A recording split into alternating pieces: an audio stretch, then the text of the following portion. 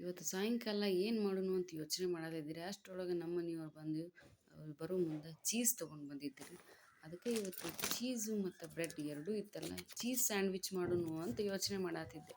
ಅಂಗಡಿಯೊಳಗೆ ಹೋಗಿ ತಿನ್ನೋದಕ್ಕಿಂತ ಮನ್ಯಾಗ ಮಾಡಿಕೊಂಡು ತಿನ್ನೋಣ ಅಂತ ಯೋಚನೆ ಮಾಡಿ ಈ ಬ್ರೆಡ್ ನೋಡಿರಿ, ಬ್ರೆಡ್ ಐತ್ರಿ, ಬ್ರೆಡ್ ಪೀಸಸ್ ತೊಗೊಂಡು ಅದಕ್ಕೆ ಒಂದು ಸ್ವಲ್ಪ ಉಳ್ಳಾಗಡ್ಡಿ, ಒಂದೆರಡು ಕ್ಯಾಪ್ಸಿಕಮ್ಮು ಹಾಕಿ ಸಣ್ಣಗೆ ಕಟ್ ಮಾಡಿ ಈ ಥರ ಚಾಪರ್ನಲ್ಲಿ ನೋಡಿ, ಯಾವಾಗಿದ್ರೂ ಚಾಪರ್ನಲ್ಲೇ ಸಣ್ಣ ಕಟ್ ಮಾಡ್ಕೊತೀನಿ. ಈ ಥರ ಚಾಪರ್ನಲ್ಲಿ ಕಟ್ ಮಾಡಿಕೊಂಡು ಮನೆಯೊಳಗೆ ಮಾಡ್ಕೊಂಡು ಹೆಲ್ದಿಯಾಗಿ ತಿನ್ಬೋದು ಅಂತ.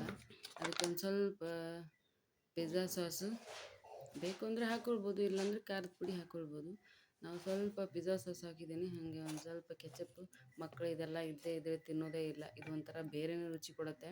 ಅದಕ್ಕೆ ಹಾಕಿ ಚೆನ್ನಾಗಿ ಮಿಕ್ಸ್ ಮಾಡಿಕೊಂಡು ನೋಡಿರಿ, ಹಿಂಗೆ ಚೆಂದಂಗೆ ಮಿಕ್ಸ್ ಮಾಡಿ ಆಮೇಲೆ ಇದಕ್ಕೆ ಬೇಕಂದ್ರೆ ಒಂದು ಸ್ವಲ್ಪ ಸ್ಪೈಸಿ ಅಂದ್ರೆ ಖಾರ ಜಾಸ್ತಿ ಬೇಕು ಅಂತ ಅನ್ನೋರು ಇದಕ್ಕೊಂಚೂರು ಮೇಲೆ ಖಾರ ಉಪ್ಪು ಹಾಕ್ಕೊಳ್ಬೋದು. ನಾನು ಒಂದು ಸ್ವಲ್ಪ ಸಾಲ್ಟ್ ಹಾಕ್ತಾಯಿದ್ದೀನಿ, ಒಂದು ಸ್ವಲ್ಪ ಖಾರದ ಪುಡಿ ಹಾಕ್ತಾಯಿದ್ದೀನಿ, ಒಂದು ಸ್ವಲ್ಪ ಚಾಟ್ ಮಸಾಲ.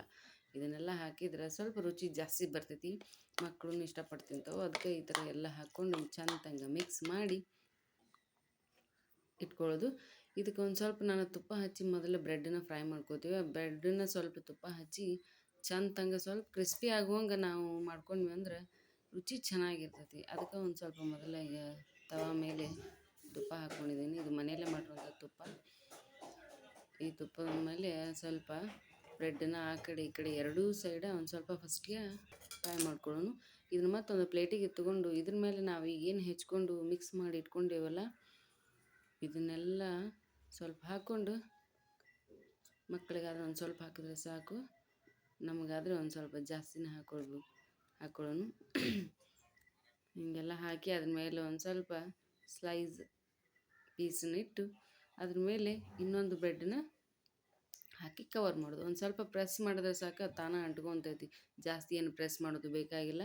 ಈಗ ತವಾ ಮೇಲೆ ಇನ್ನೊಂದು ಸ್ವಲ್ಪ ತುಪ್ಪ ಹಾಕ್ಕೊಂಡು ಅದಕ್ಕೆ ಈ ಬ್ರೆಡ್ ನಾವೇನು ಮಾಡಿದ್ವಲ್ರಿ ಒಂದ್ರ ಮೇಲೆ ಒಂದು ಸ್ಯಾಂಡ್ವಿಚ್ಚು, ಅದನ್ನಿಟ್ಟು ಎರಡೂ ಕಡೆನೂ ಬೇಯಿಸಿದ್ರೆ ಮೊದಲ ಒಂದು ಮೈ ಬೇಯಿಸ್ಕೊಂಡಿರ್ತೇವೆ ರೀ, ಇನ್ನೊಂದು ಮೈ ಈ ಥರ ಎರಡೂ ಕಡೆಯೂ ತುಪ್ಪ ಹಚ್ಚಿ ಅಥವಾ ಬೆಣ್ಣೆ ಹಚ್ಚಿ, ನೀವು ಎಣ್ಣೆ ಬೇಕಾದ್ರೆ ಹಚ್ಕೊಂಡು ಎರಡೂ ಕಡೆ ಫ್ರೈ ಮಾಡಿದ್ರೆ ಮಸ್ತ್ ಕುರು ಆಗಿ ಬರ್ತೈತಿ. ನೋಡ್ರಿ ಇಲ್ಲಿ ಹೆಂಗೆ ಕಲರ್ ಮಸ್ತ್ ಬಂದೈತಿ. ಹಿಂಗೆ ಮಾಡಿ ಮಕ್ಳು ಕೊಟ್ರೆ ಅಂಗಡಿ ಹೋಗತನ ಸ್ಯಾಂಡ್ವಿಚ್ ತಿಂದು ಖುಷಿ ಆಕ್ಕಾರ. ನೋಡಿರಿ ಎರಡೂ ಕಡೆ ಕೆಂಪಗಾಗೈತಿ, ಮಸ್ತ್ ಕಲರು ಬಂದೈತಿ, ಕ್ರಿಸ್ಪಿನೂ ಆಗೈತಿ. ಈ ಥರ ಮಾಡಿಕೊಟ್ರೆ ಮಕ್ಕಳು ಜಿಗಿದಾಡ್ಕೊತ ತಿಂತಾವ್ರಿ, ಅಂಗಡಿನ ನೆನೆಸೋದಿಲ್ಲ. ಇಂಥದನ್ನು ಮನೆಯಲ್ಲೇ ಒಂದು ಸ್ವಲ್ಪ ಚೀಸು ಗುಡ್ ಅಲ್ಲ ಹೆಲ್ತ್ಗೆ, ಆದರೂ ಪರವಾಗಿಲ್ಲ, ಯಾವಾಗಲಾದರೂ ಒಂದು ಸಲ ತಿನ್ನೋದಕ್ಕೆ.